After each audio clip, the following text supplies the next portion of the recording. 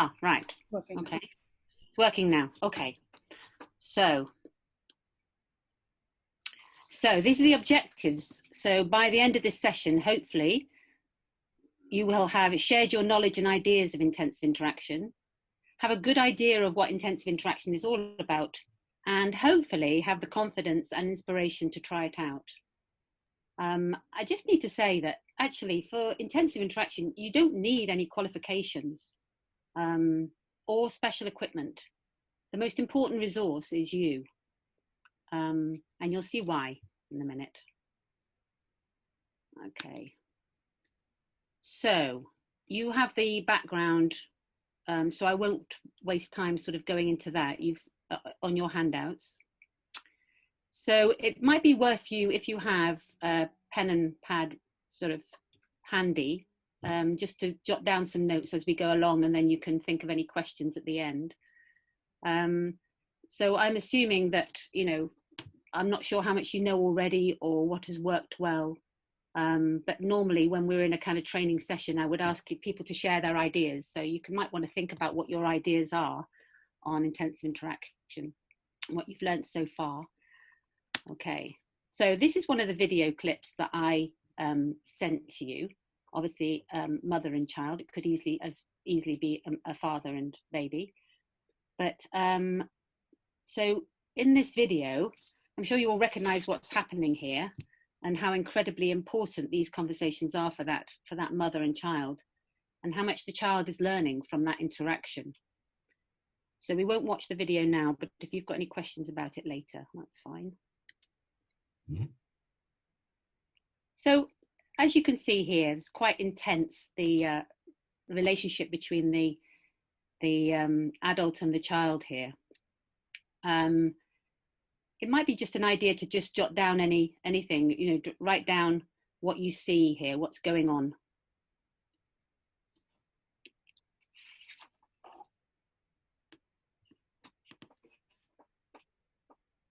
This, by the way, is my 92-year-old mother in the left.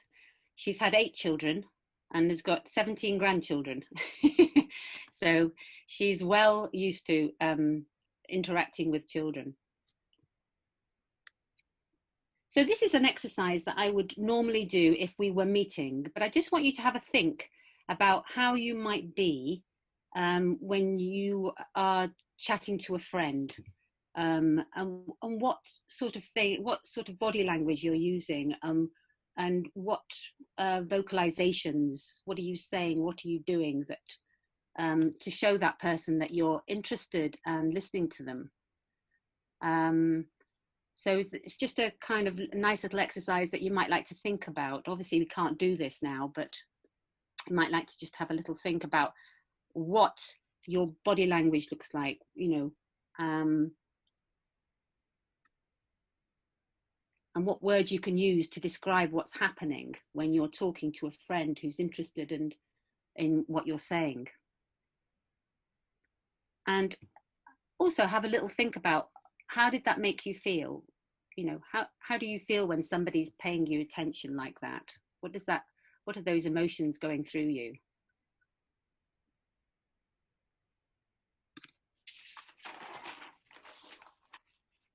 So now the next thing I would ask you to do, if I was had you in a room with me, I would be asking you to this time do the same exercise, but don't show any of those interactive skills. So you'd be in a situation you wouldn't be giving any of those, any of that feedback to the person. You'd be, you know, no eye contact, nothing like that. So again, how would you think that would make you feel?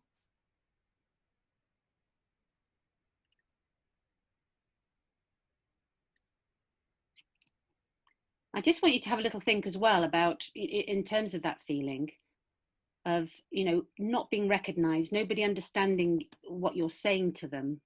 You're using, you know, if nobody's on your wavelength, and how that must feel for that person. Okay, now the exercise, this is a fun exercise if ever you manage to do something like this, is have a conversation using sound and gestures instead of words. You can imagine for our non-verbal autistic young people who don't have language, they can still communicate using sounds and gestures.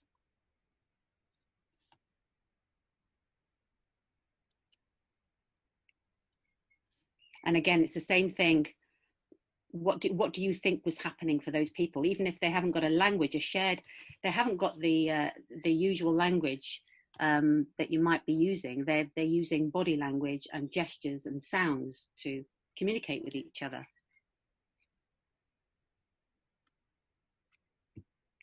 So we'll leave that aside for the moment. So here we have intensive interaction is an approach designed to help people with autism who are at very early levels of development to learn how to enjoy being with each other and to relate and interact and know communication routines. You don't need to have language to do this. They're learning the fundamentals of communication.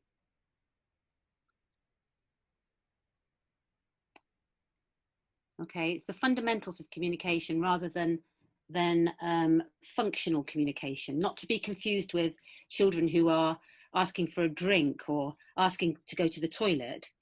These are at a very emotional level. It's the fundamental of communication. It's about emotional engagement rather than functional communication. Hope that makes sense to everybody. So I'm sure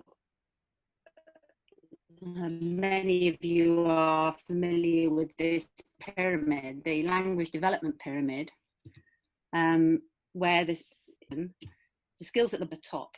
There's no point trying to teach a child to speak if they haven't got that emotional engagement with you, emotional communication. So what are we learning through interactions with each other to develop sociability? So we have the feeling of the pleasure of being with another person.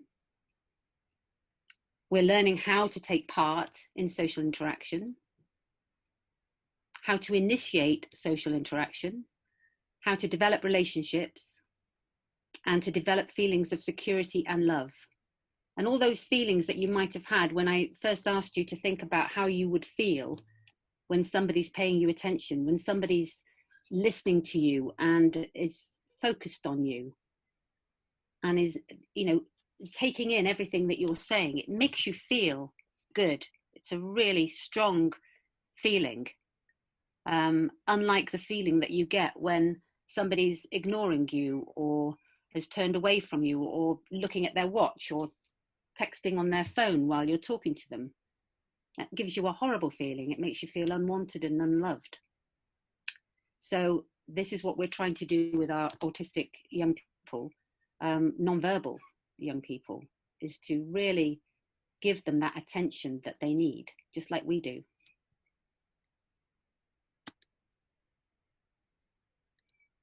So, develop fundamental communication abilities using and understanding eye contact. Now, I'm sure you're all aware that for a lot of autistic people, eye contact can be particularly painful. So it's not something that we should ever force.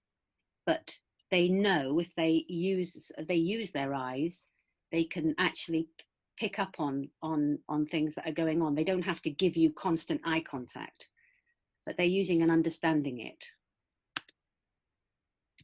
Using and understanding facial expressions. So these are all non-verbal body language things. So facial expressions, they're going to pick up on, emotion and feeling. Using and understanding body language. Use and understand sounds and words.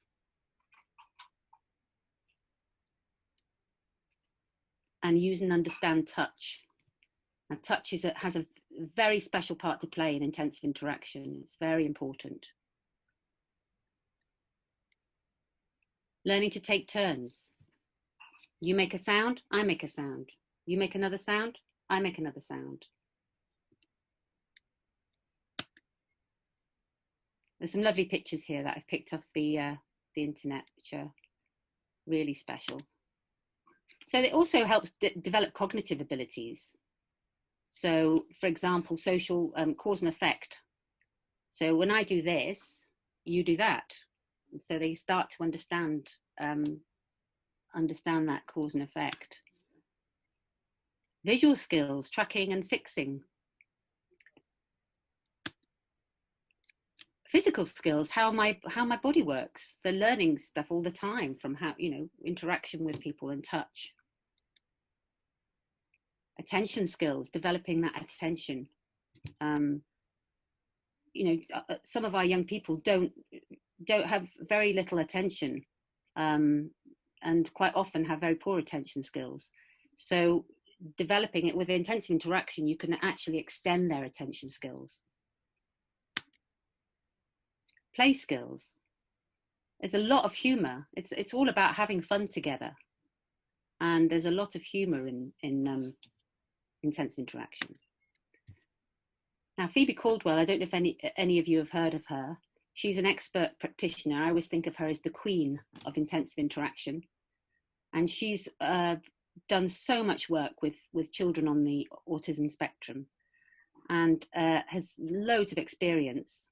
But the video link I sent you will probably have seen her in action in a video called Reaching Ricky, which is very powerful and will give you a good indication of what it's all about.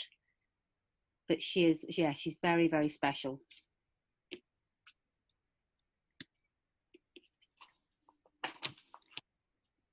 So Phoebe Caldwell talks about finding a way of using a student's body language in order to get into conversation with them.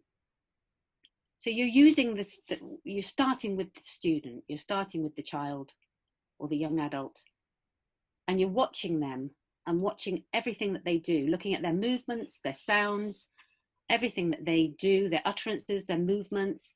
But also she talks about their rhythms. If they're rocking, or they've got a rhythm, or they're tapping, or the way that they're breathing, because the breathing is very, very close to them. That's the biggest thing that they can hear is their rhythmical breathing. So even if they're not making any sounds or they're not doing anything else that you can tune into, you can pick up on their rhythmical breathing, and that's your starting point.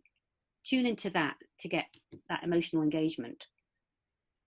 So important. So what you're aiming to do is, for a child with autism who's very much in their own little world, and unable to respond to the outside world, and it's safer to be inside here, inside their heads, because out there it's too scary, it's unpredictable, there are things that are going on out there that I don't understand. So it's much easier for me as an autistic person to be inside my head. So what you're wanting to do is make them feel confident and safe enough to come shift their attention from the solitary self stimulation to shared activity, from the inner world to the outside. So the whole point of intensive interaction is to build a bridge. You're building a bridge from the internal, encouraging that child to come across the bridge and share with you in the outside world. And it can enable emotional closeness. Now, this is my favorite Phoebe Caldwell's expression. That's what she says. And it's absolutely vital. And what you're promising to do to that person, to that young autistic person, is I will listen and value every single thing you say or do, and I will respond to you. And that's the promise you're making them. You're not sort of, oh, I can spend 2 minutes doing this, then I've got to make a phone call, or I've got to go and make a cup of tea, or you're giving them your full attention for however long it takes. And that doesn't mean that you can't, you've got to set aside time for this. It can be done any time of the day. Just grab that opportunity. It doesn't have to be timetabled or, put time put aside for it. It's something that you can do while you're walking along the road, or while you're, I don't know, while they're washing their faces or getting dressed, or, you know, you can just take any opportunity that you can to do it, to get in there and talk to them, or get them to talk to you, more importantly. So there we are, where and when. It can happen anywhere, at any time, by anyone. As I say, you do not need special equipment or qualifications. The main idea is to have fun and make use of your natural communication skills, like we saw Phoebe and the mother in the first video, where you're just using all of those natural instinctive communication skills. Connect and tune in completely to your communication partner and have fun. It's all about mutual enjoyment. Follow and respond. So you pause to allow the learner to take the lead and initiate the interaction. And this is one opportunity that they have to actually be the leader. They're the ones that control. And as you know, for a lot of autistic people, they're very seldom in control, and they're always seeking to be in control. But this is a really nice way for them to lead and initiate the interaction. And as soon as they get it, it's so exciting. You get so excited by it because you think they've got it now. They know what I'm doing. We've found a mutual language and we're talking together, and it's becoming interactive and turn taking, and they're the ones in control. So you can tune in with their, if they're sensory materials, for example, if they're sifters, they love sifting things, you can join in with that. And if they won't let you join in with their particular obsession of lining things up or whatever it might be, you can join in by lining your own things up or sifting your own rice or whatever it is that you might be doing. So it's about, use their obsessional behaviors if necessary. But it's tuning in is the most important thing. You're using that behavior to tune into them, and they soon look up and think, well, you're doing the same thing, and it's kind of exciting for them too. Sometimes it takes persistence. You might have to keep going at it, because it doesn't always happen overnight. So I think I sent this video to you too. So that's another really interesting one. It's good to watch these over and over just to get the feel of it, and think of some key things, key words to describe what's happening here. You might want to jot them down while we're talking. So these are some very important words, and I think words are always useful to describe what we're talking about here, because they make you realize that they're simple and to the point, and they make you realize, well, all of these different things are happening during intense interaction. So there's turn taking, there's eye contact, however fleeting. It might be very quick, but it's recognition that you're doing or speaking the same language as that person is. So, and full attention, you're giving them your full attention. You're not on the phone, you're not cooking your dinner. You're giving them that attention that they need. Okay, relaxed, informal atmosphere. Okay, you're scanning constantly for feedback. You're looking all the time, which is why you need your full attention, why it's called intensive interaction, because it can be quite intense. It can be very intense. So it can be exhausting. So you're scanning constantly for feedback. You're looking at, have they recognized that I'm here? Are they aware that I'm here? And what are they doing now? And how can I echo that back to them so that they'll know that I'm talking to them? It's the fundamentals of communication, as we said before. So having fun, enjoy each other's company, learning about cause and effect, which we've talked about. Very powerful for the student, because she is taking the lead. She is taking the lead. So important, that.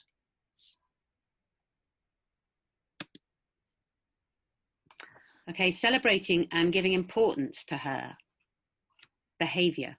So you're making her feel really important, and everything that she says and does is recognized and important, whether it's her breathing, whether it's her rocking,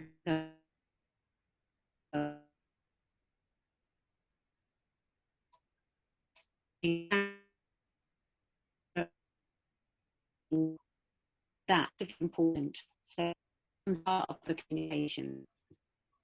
You're exchanging facial expressions. So, you know, that's where you can have some fun with laughter in this. You're echoing back. It really is about tuning in. It's a big difference. Quality one-to-one interaction, mirroring, or young adults are allowing you into their personal space. And the more they trust you, the more confident they become, the more they'll allow you into that space. Vocal echoing. And you'll find the more you do this, noises become more meaningful and maybe more, extended. You listen and connect. Connection is again, one of those very important words for intensive interaction. Responding to any sound or movement, tuning in, use of proximity and touch. I would be very careful with light touch with children with autism, as you probably know, with can be very distressing to have light touch. So if you are going to touch, you make sure it's deep pressure. So you can repeat the repertoire and add new things as you go, new things that they're already doing. It's a process, not a task or an objective driven. It's not like you've got a target and you've got to achieve this. It's a kind of ongoing thing, ongoing process.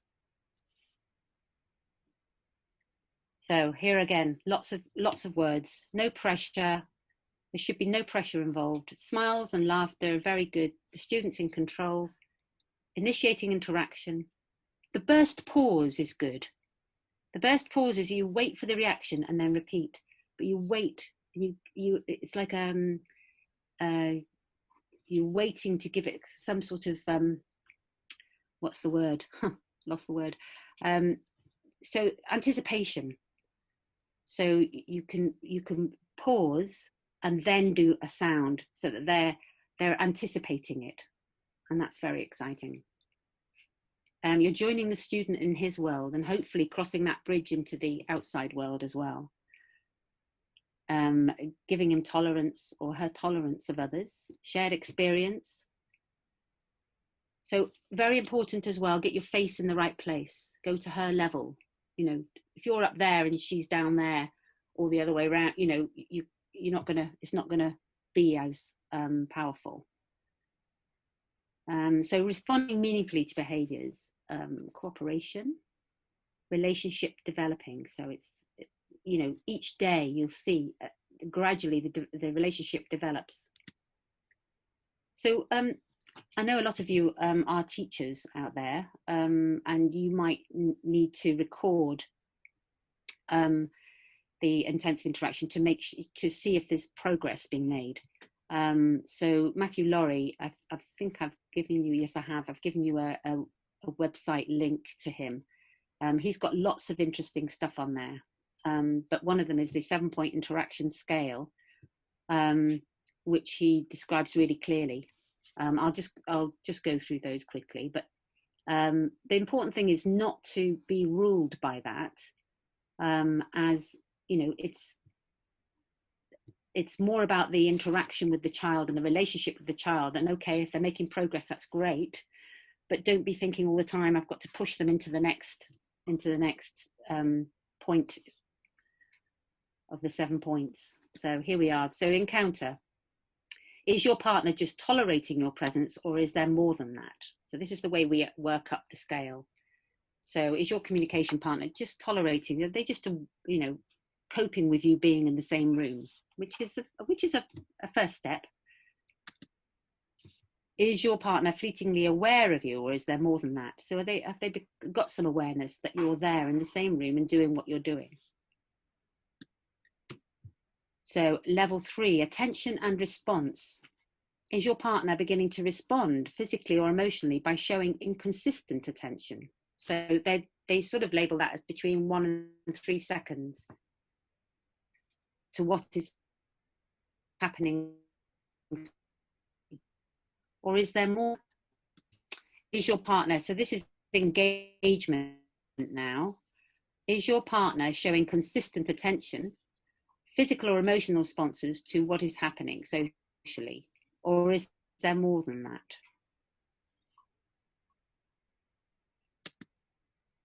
Is your partner taking turns in a code dialogue, anticipating your actions and waiting for you to take your turn? So are they waiting for you, anticipating you? That's level 5.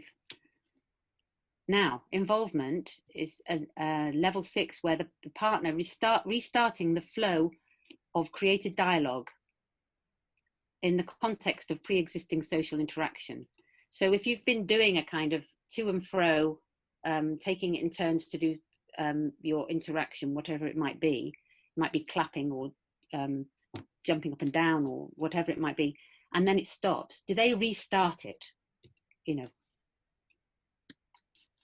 So initiating, of course, is level 7, where out of the blue, they start the dialogue. And then you know that they've really got the hang of it, that they're starting the dialogue and often using the language that you've already created in your relationship, whether it's vocalization or even just tapping or rhythms or whatever it might be.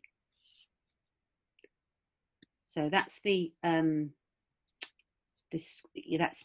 recording. So the handouts, I've sent some recording sheets that you can possibly use, but you'll find lots of stuff on the website. So remember, as I said before, recording is important to show progress, but it shouldn't get in the way of interacting with the child. So just a few things to remember here. Lovely picture of Phoebe Caldwell there at the top. Although the child is learning, it is not a lesson, it is play, and you should both enjoy it. It doesn't have to be done at fixed times or for a fixed amount of time. Take advantage of any opportunity. It can be done in between more structured activities. And actually that can help as well. Structure is always important for children with autism, so it's a nice thing to do in between. So in addition to all the skills we saw earlier, the child is learning that other people can be fun, and they will hopefully start choosing to interact with them rather than avoiding them, which is when they can start learning from them. So this whole idea of having confidence in and building up relationships and trusting, it's really based on trust, and that they can be the ones in control for a change. So what is the student learning? To have fun, turn taking, to imitate, eye contact, facial expression, its use and meaning, use of touch and proximity, and cooperating with another. To explore, experiment, to read non-verbal signs, all that non-verbal body language, to attend to another person. They start to realize that my noises have meaning. Their noises are a language all of its own. Their noises and their body movements and their rhythms. They're learning to choose. They're learning about cause and effect. And they're learning that I can be powerful and I can positively affect what happens around me.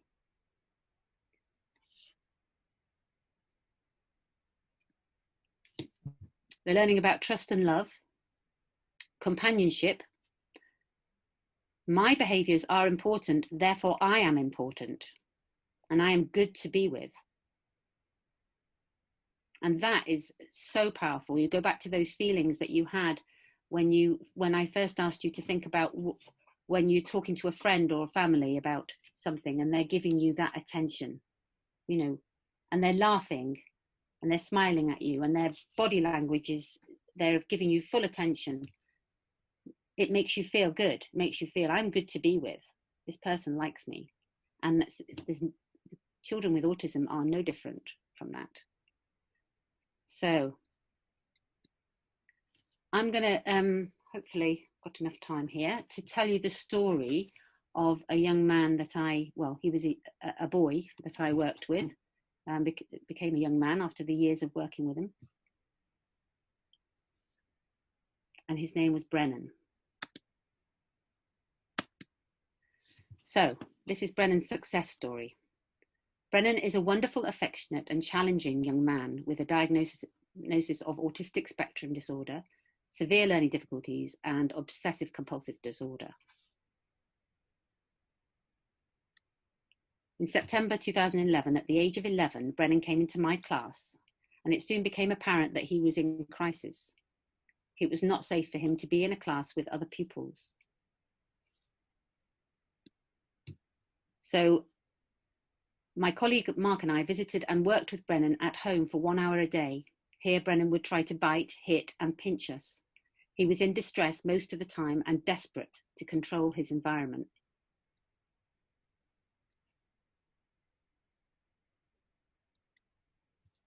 So the desire to control is very compulsive and frightening for autistic children. We needed to help Brennan let go of that control and feel safe in the knowledge that adults around him were not afraid and were looking after him.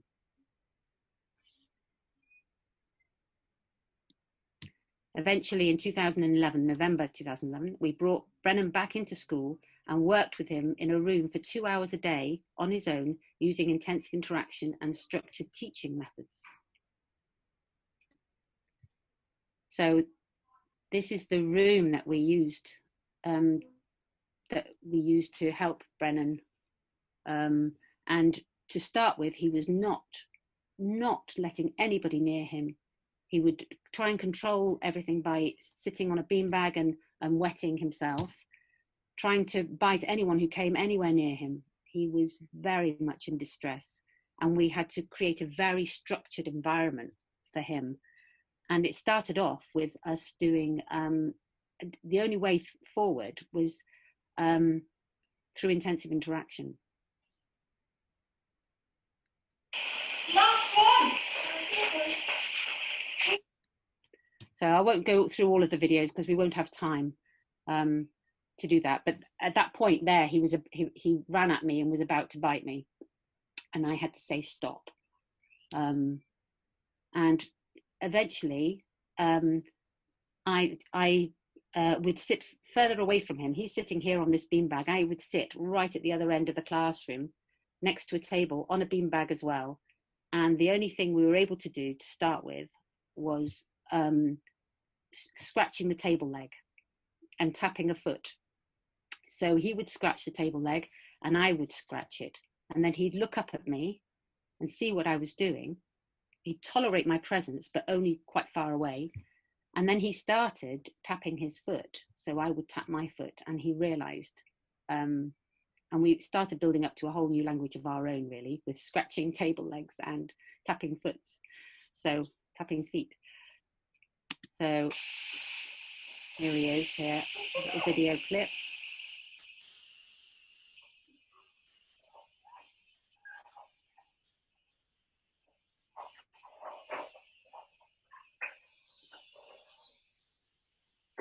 Just to give you a little taster of him, but I can't show you the whole video. Move this over here a bit.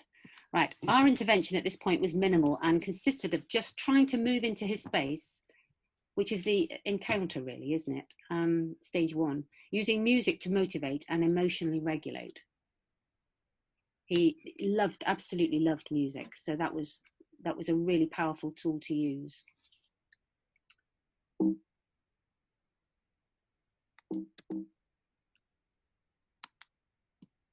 Now, why isn't that moving on?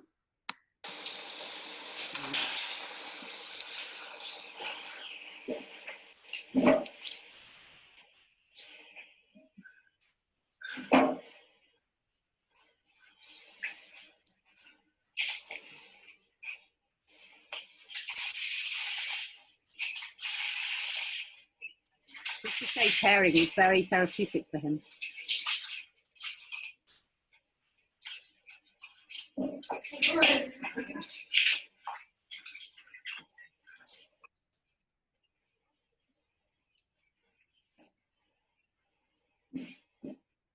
Okay, so you can see there I was moving in, trying to move in.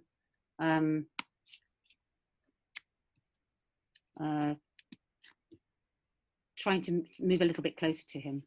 So frequent downtime was essential for Brennan to process. So he would sit under there on his beanbag, and then we'd do a structured activity alongside the intensive interaction.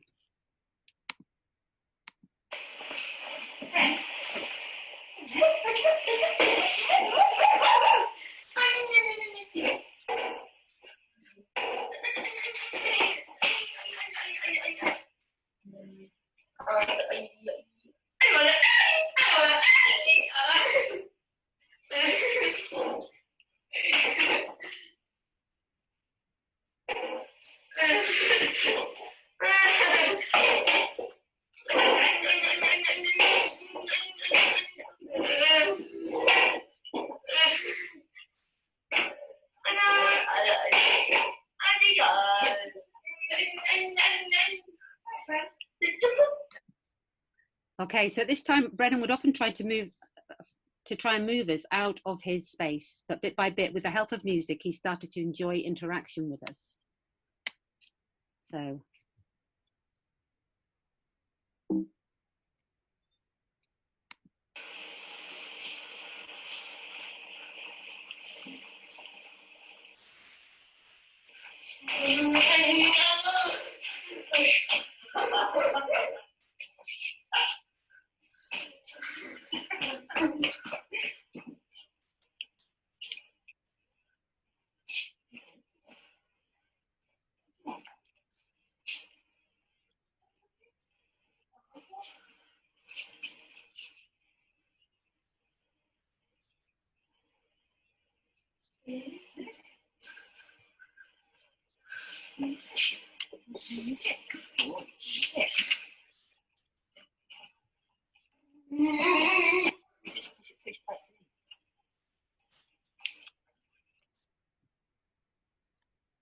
So I've said here one small step, but a giant leap for Brennan, because he started gradually to get used to tolerating our presence and interacting with us.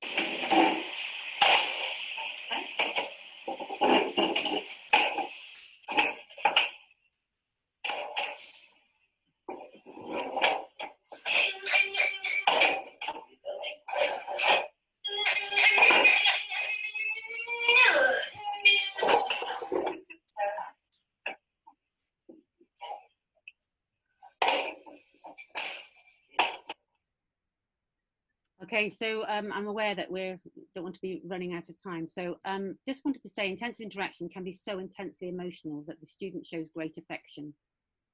Such a relief for them as someone is finally speaking their language, as is shown here.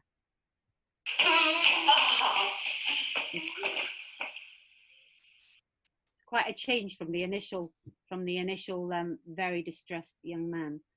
So the next step was to help Brennan to trust us, to take control with a simple, structured now and next timetable, each task punctuated by music, which is again what we might move on to with after intensive interaction, is moving more into that structured environment. Wait, let's go do your name.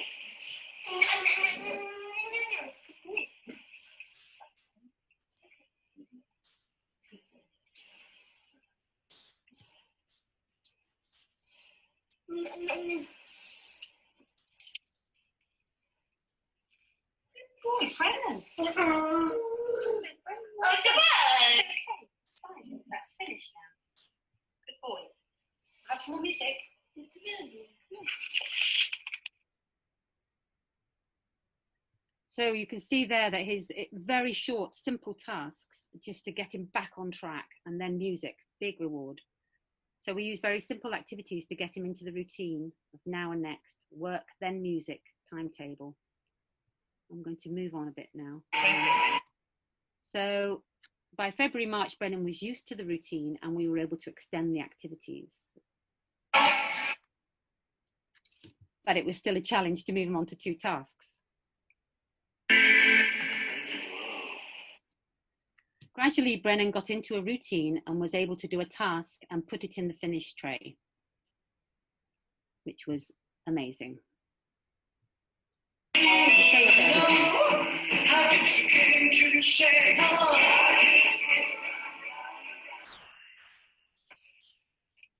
Okay. Let's finish.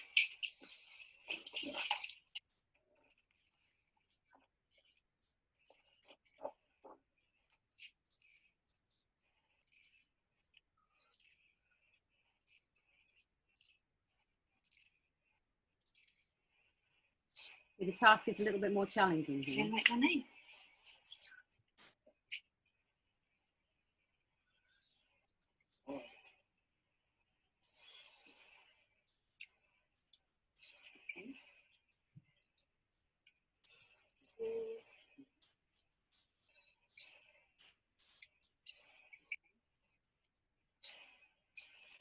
Always waiting. You're finished. Well done. So in October 2012, Brennan made it back to the class and he was able to join in group activities briefly.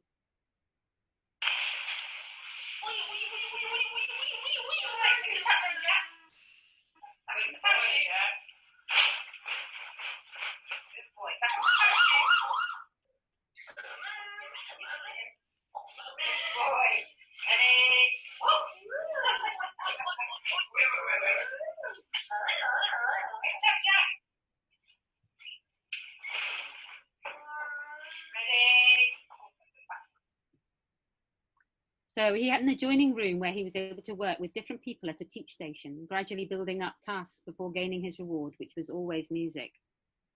So it's a nice intensive interaction going on here.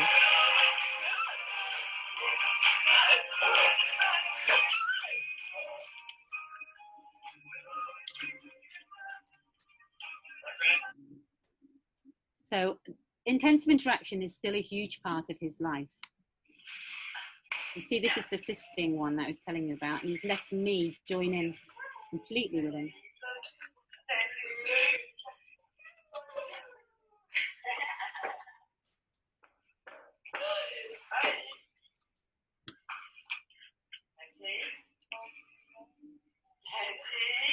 just let you know, Brennan's mum is sitting in the atrium with. Yeah, we know.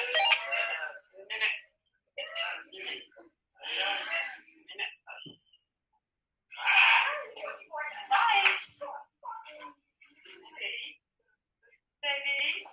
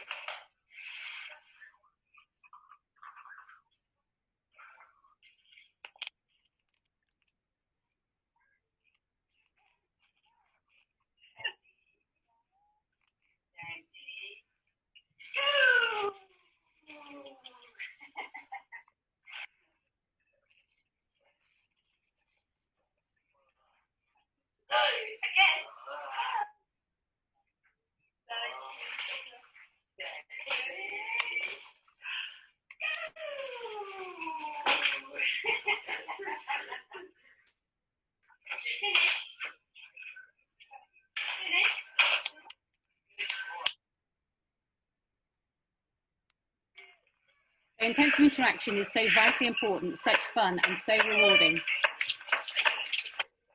As you can see, we're both having a lot of fun here in this game of chase.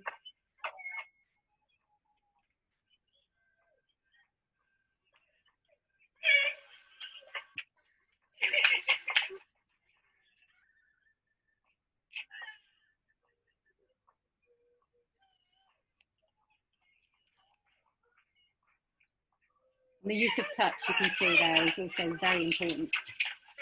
Brennan completely trusts me.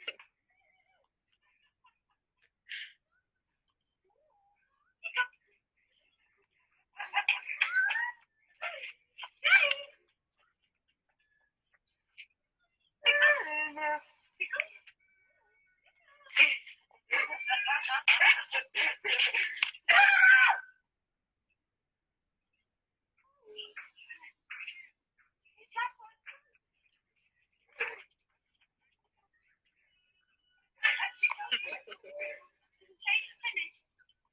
Good boy.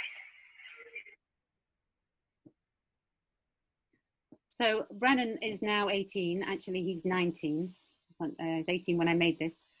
I occasionally used to work with him as a young adult there, 18, 19, or pass him in the corridor, and we still talk in the same language used 7 years ago in intensive interaction. He still has his moments, he still has his challenging moments, but he feels safe and he knows we are listening.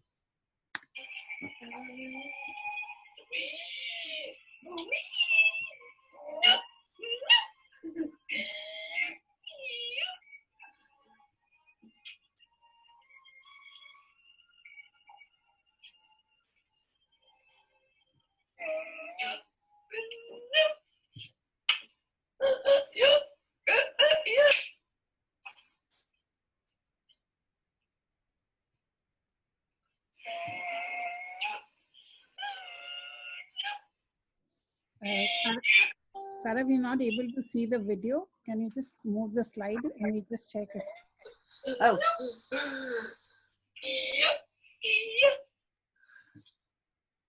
Sorry, you want me to move the slide? Just move it back and forward. It should come into the range again. Oh, this only had an audio? This didn't have. Yeah, it was just audio. Yeah, it was just audio. Okay. Yeah, is that okay? Okay. So yeah, so that's where we're up to really. He's as I say, Brennan has developed such a huge, lovely trust of the people that he worked with, that you were able to get that up close to him and develop a really lovely relationship. And years later, when he was still having his challenging moments, I would sit with him and shred leaves, sitting in the playground by a bush, and he'd start shredding leaves and I'd start shredding leaves, and before you knew it, he was looking at me and it started all over again. So that relationship is never going to finish, which is why he's very dear to my heart, this boy, because he's very special. We have a very special relationship. So I hope that makes sense to everybody. And if you've got any questions, please fire away. Thank you, Sara, for the lovely presentation. It was amazing to see this. The first question are by Anita. She has quite a few that I've noted down. First, she wanted to know the intensive therapy to start. Is it advisable to do it do a few sessions before starting any other therapy? I think it would be the first thing I would start with somebody, just to build up the relationship. Certainly, it's that foundation of the triangle. I think it's something that well, first of all, you create a relationship. You're developing a relationship and trust and confidence for that child.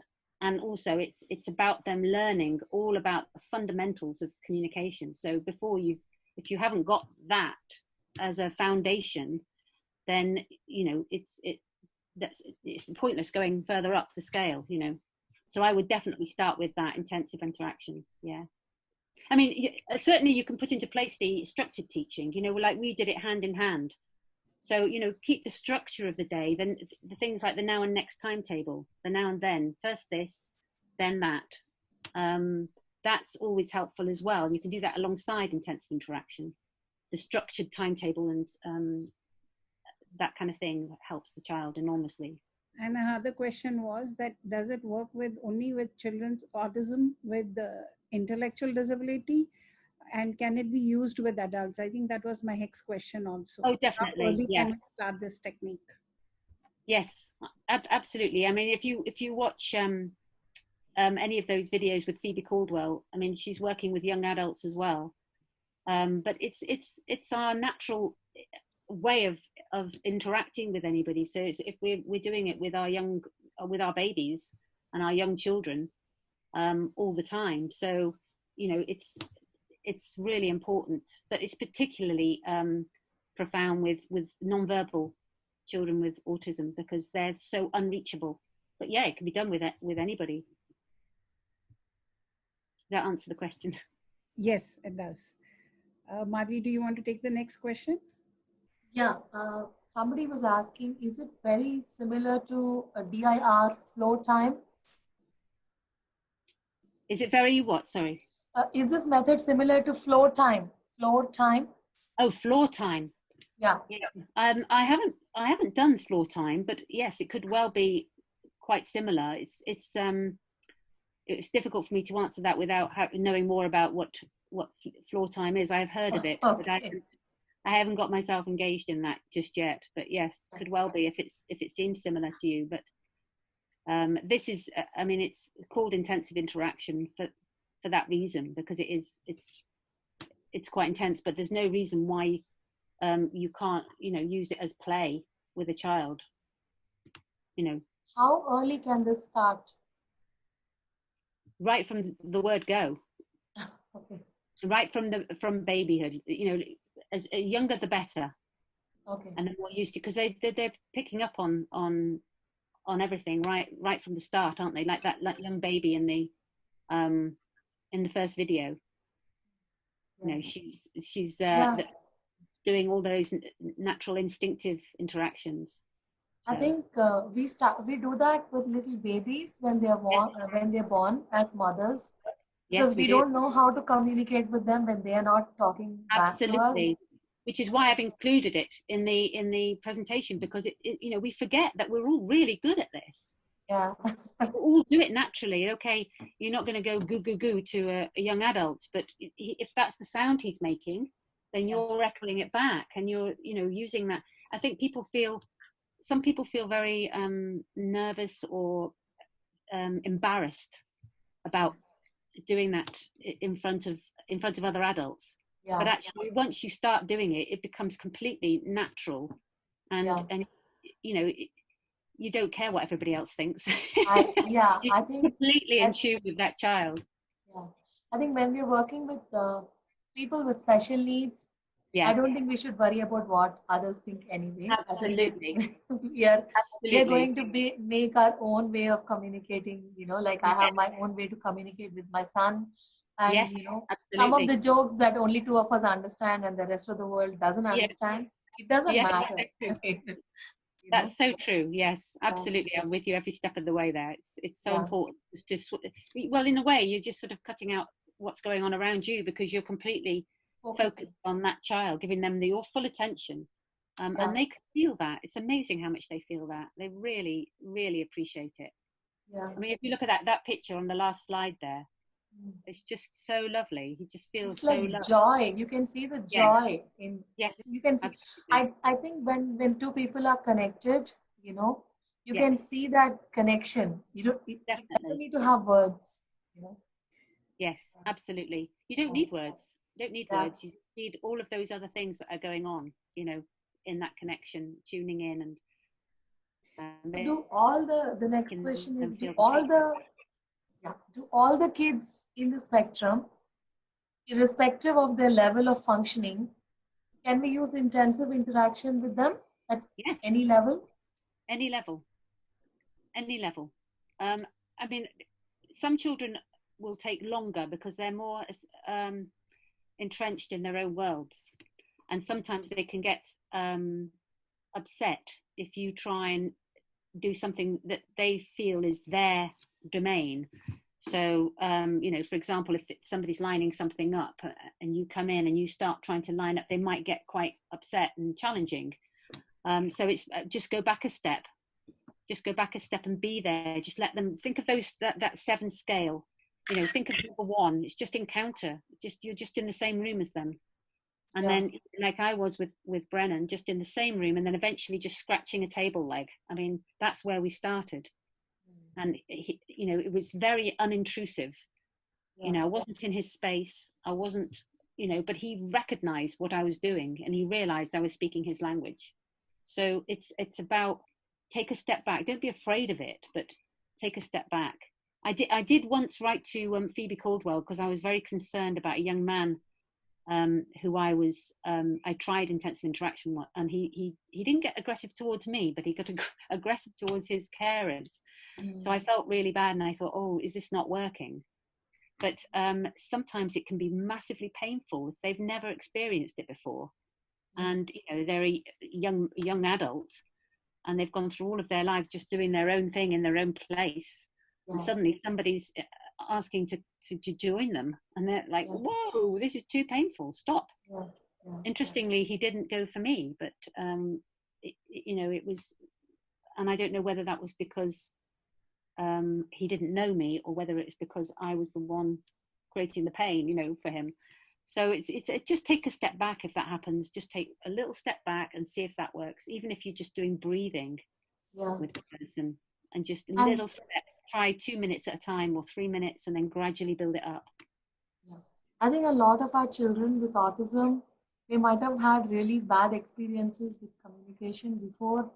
You know, they come to us and they don't really have learned to trust people, because every time probably they trusted, it didn't work for them. And they don't see the point in trusting anybody. I think with intensive interaction, at least we can start rebuilding the trust.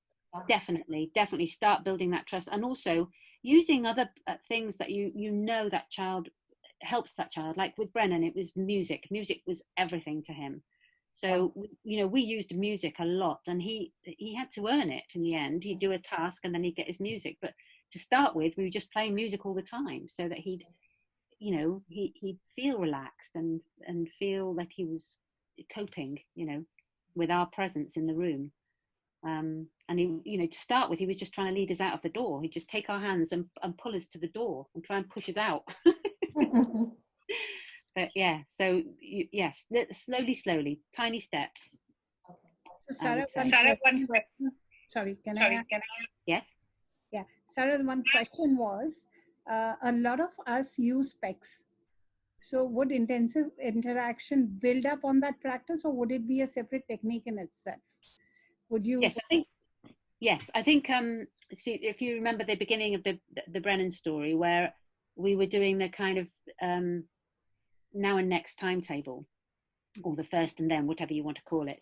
We were using the PECs and the sort of schedule anyway. And getting Brennan to ask for music and things using PECs. But the intensive interaction is, I mean, it can be part of the whole. It can be part of the whole, but it's a separate thing in terms of you wouldn't teach a child PECs while you're doing intensive interaction with them, because that's like a form of pressure, isn't it? But certainly do it alongside. It can be done alongside. But they really, with intensive interaction, you don't need any materials. You can use sensory things or stuff that's going to be no pressure, but just gradually build up the now and then timetable. How would you work with a child who has self-harming behavior? How would you go forward? Yes, well, again, Brennan did have a lot of that, and I do come across children, unfortunately, who do hurt themselves. I mean, that is very much a sensory issue as well, that other things are going on in the environment. I mean, my feeling would be to try and alleviate and use as many, find out what is disturbing, what's upsetting that child, and just minimize it. So if there's loud noises and, you know, stuff, anything that's going to start them off, or any pressure, any language, you know, minimal language and things like that, just look at the child and think, what can I put in place to stop this child getting distressed? Because again, it's a form of control. It's the only way they're going to control anything. And it's to give them control in other ways. So if they love music, it's giving them the opportunity to ask for music, or try other things like food and drink, or, you know, lots of things. It's a form of communication. All behavior is a form of communication. So they're trying to tell you something, but it's, take a step back and just try and minimize everything and go back to level 1, encounter, just be in the same room as them.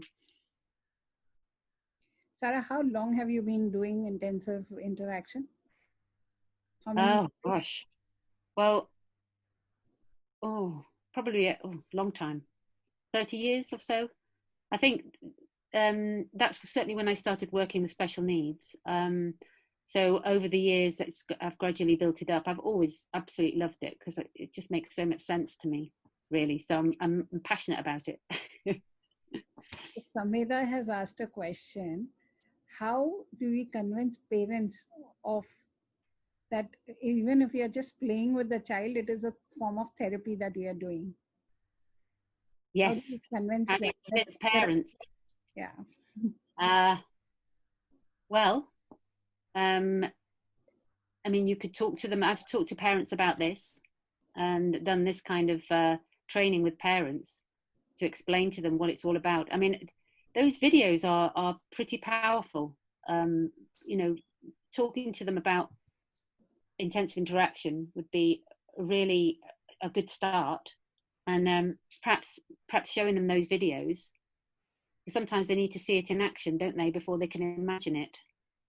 But yeah, giving time for parents to play with their child is so important. Maybe structuring it for them, you know, giving them some ideas. Well, you know, a bit like the building blocks that I did with Brennan. It was very simple, but it was interaction and it was turn taking. It was teaching him all of those skills.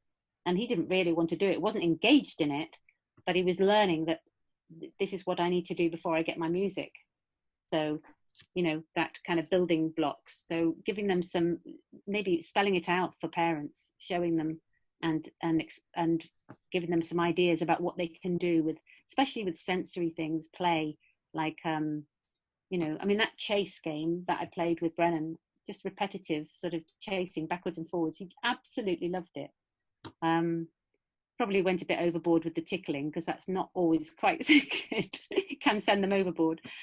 But yeah, just lists of ideas and showing them examples. I would videos or examples of what's worked. Video yourselves doing intensive interaction or playing, and then show the parents, because it can be very enlightening when they see it, the child responding, you know, to play.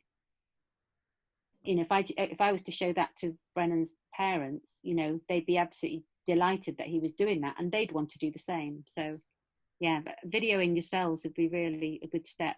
It's also really quite a nice thing to do if you're trying to work out where to go from here, because you don't always see what progress the child's making when you do intense interaction with them. But if you watch it, if you video it and then watch it afterwards, you can think, oh yes, look at that, you know, they're doing that there, and I missed that at the time, you know. So videoing is quite a good tool, useful. In fact, when we watched the Brandon story, we could actually make out that difference over the years that, you know, that he's been, and the changes that we have been able to see. That is true. Yes. So one of the question was that if we are imitating them, then aren't we reinforcing those sensory, you know, the behavior or the sensory issues that we are seeing? Yes, a lot of people talk about that. But if they're doing something like biting their hand, then you wouldn't bite your hand. Do you know what I mean? If they're doing something that's not seen as kind of, or is in some sort of distress, or if they're making a screaming noise, for example, or crying, then one thing that you can do is say ah, but in the same rhythm as they're doing it. So if they're screaming and you're so you're showing sympathy and empathy, but you're not, you know, you don't have to imitate everything that they do. It could just be, if they're doing something, you might just tap out the rhythm with your hand, you know. So it's about rhythm rather than imitating exactly. I mean, there is mirroring involved, but it's not all about, you know, just echoing back. It really is tuning in and, you know, giving them that sense of, I mean, if they're rocking backwards and forwards, you might like to just tap to that. You know, try everything, try lots of different things, but no, certainly with any kind of obsessive behaviors like lining up or sifting sand or anything like that, that's regulating for them, that's helping them to self-regulate. So it's important that we respect that and acknowledge it as so. I mean, obviously we don't want to see them hurting themselves, so it's trying to minimize those things, as I said before. But yeah, does that make sense? It does. So everyone, can I ask you all to switch on your videos? Let Sara see all of us all together. Sara, if you could just stop the screen share. Okay. Have everybody. You could see all of us together. Ah, hello everybody. Hi. So it's a great time to take a good snapshot of all of you all together. Thank you for the lovely session. Thank you all of you all for participating and being such a lovely audience. We hope to see you guys on 13th again. And thank you, Sara. Yes. Thank you. Please, so and much. I would love to join you on the 13th if that's possible. Could you send me an invite? I will, absolutely. Thank you. Thank you. Lovely to meet you all. Bye now.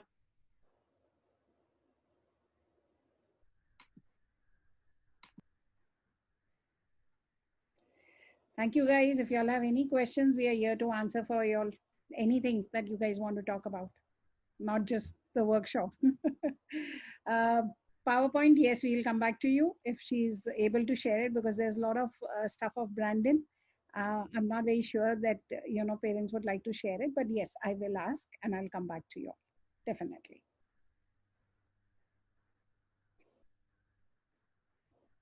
So thank you, everybody. We'll be ending the meeting now. You take care and have a good night. Be safe, everyone.